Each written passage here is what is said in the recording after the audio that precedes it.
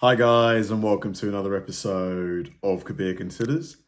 In this video, we're going to react to 12 things not found in schools anymore. Now, I remember when I was in school, there used to be these projector things where it was like a box, like a sort of like a grey box with a glass top that you would put, a sheet of paper onto, and then the image of whatever's on that paper would be shown onto like a whiteboard or a blackboard or something like that. And that was how the teacher could explain new concepts to us. Whereas now, I think, obviously every classroom has like a computer with a big interactive board and everything is super high tech. And, it doesn't feel like I was in school that long ago, but I guess it was. I went to school in the early thousands. So, you know, I can't imagine going back 40, 50 years, the differences, literally chalk on a blackboard type of days, probably a cane as well, like if you were an unruly student. So it's going to be fun just to see just how much classrooms have changed over the years.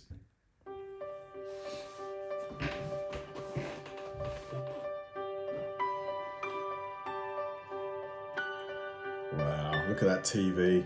Remember the joy you had when you saw a substitute teacher roll in an AV cart with a television strapped to the top and a VCR underneath? Yep. This meant it was movie day in class. This is something that students today will Yep, I remember this vividly. Oh man, the best days.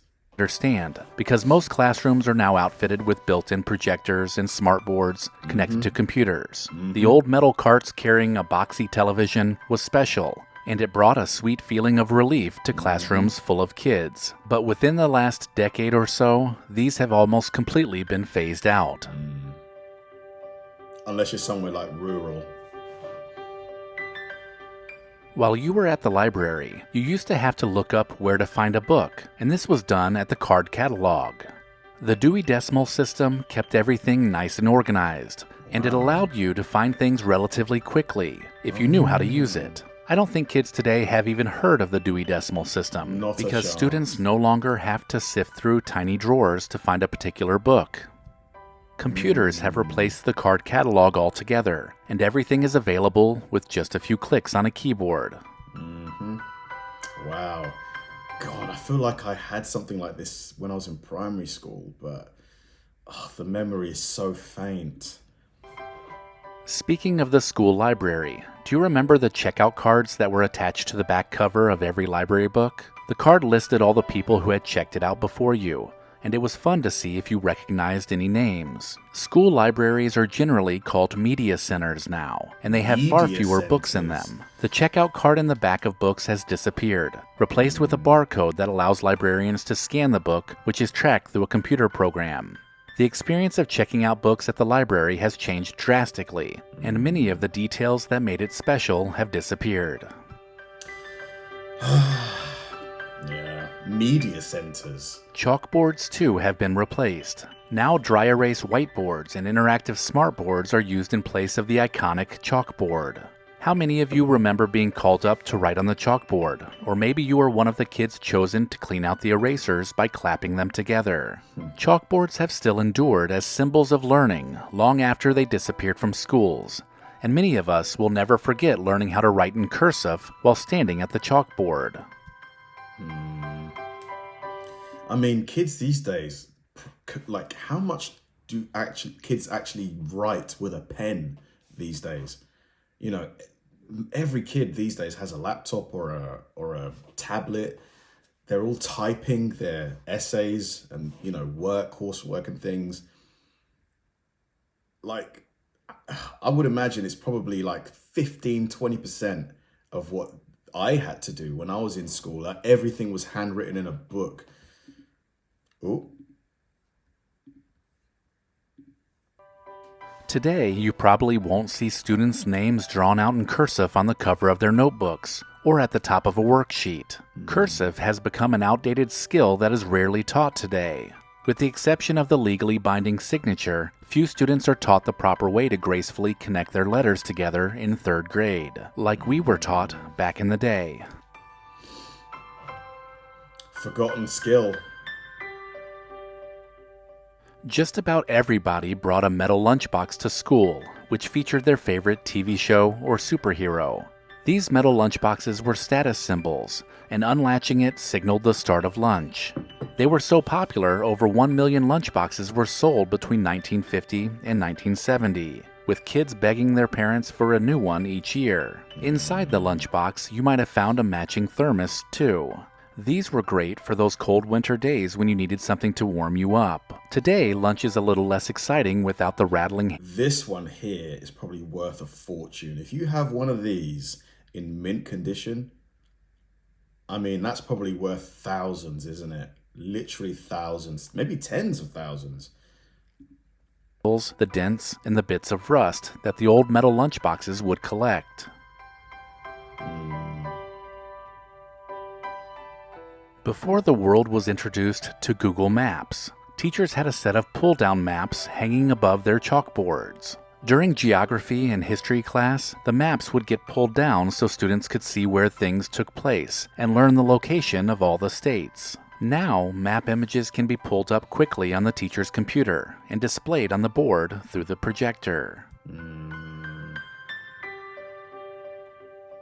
Wall-mounted pencil sharpeners seem to always tear your pencil to shreds, but nonetheless, these devices were in just about every classroom you attended. You either sharpened your pencil unevenly, or the metal casing would detach, and all the pencil shavings would spill on the floor. Since then, and maybe for the better, these manual pencil sharpeners have been replaced by electric sharpeners that do a better job.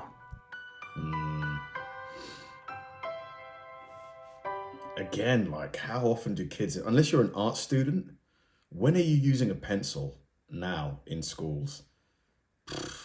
Maths? No. English? Definitely not. Yeah, like, probably never. Unless you're doing art, like drawing. Overhead projectors that rolled around on a cart used to be a fixture of every classroom. To display math problems or vocabulary words so that everyone in the class could see it, teachers would use an overhead projector and clear sheets of plastic that could easily be cleaned between lessons. Now it has become more common for teachers to prepare PowerPoint presentations. That was the exact projector I was talking about in the intro for the video. Nostalgia. Use YouTube videos, or even use an iPad to work through class problems. So much nostalgia. The smell of Ditto Machine copies was a highlight for many students. As the sometimes damp pages were passed out, the purple duplicating ink gave off a sweet smell that students would inhale and never forget. It was also a treat to be the student chosen to go make copies. Operating the Ditto machine and cranking out copies was a fun job that gave you even more exposure to the smell. I'm curious, what does it smell like?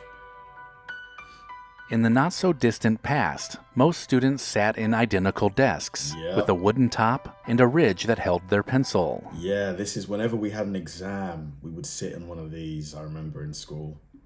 The desk portion was attached to the chair, and there was usually a spot underneath to keep your books. All of the desks in the room were arranged in rows that faced to the front of the classroom, making everything look very uniform.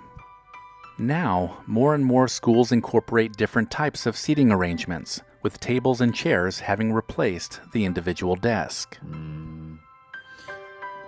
I'd imagine schools probably still use these for exams because, you know, you're like, especially if you can space them apart, there's less chance that someone can like look at your work and stuff.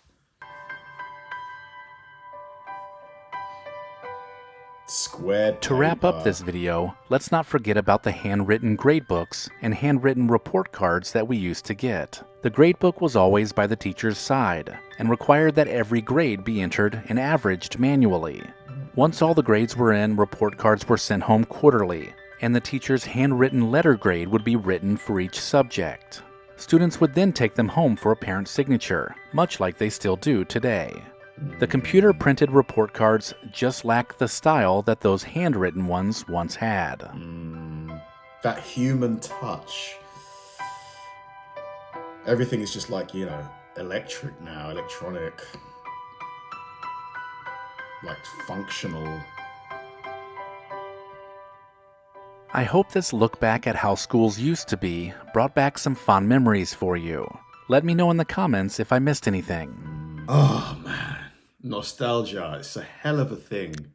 You know, it really is. It's like a combination of like happiness and sadness. It's like quite bittersweet, you know. Someone needs to invent a time machine. They really do. Just so, but then again, I think time travel would be such a dangerous invention because I think people would probably just go back and just stay in certain time periods. But yeah, just simpler times. School was just the best. Like I remember people used to say, like my uncles and aunts used to say, school is the best time of your life, for most people. And it really, really was just so simple. You went to school, you hang out with your friends, you came home, you spoke to your friends. Like we would speak to each other on MSN Messenger back in the day. You'd have a custom tag. You would see if like the person that you fancy is online. If they're not online, you're waiting for them to come online.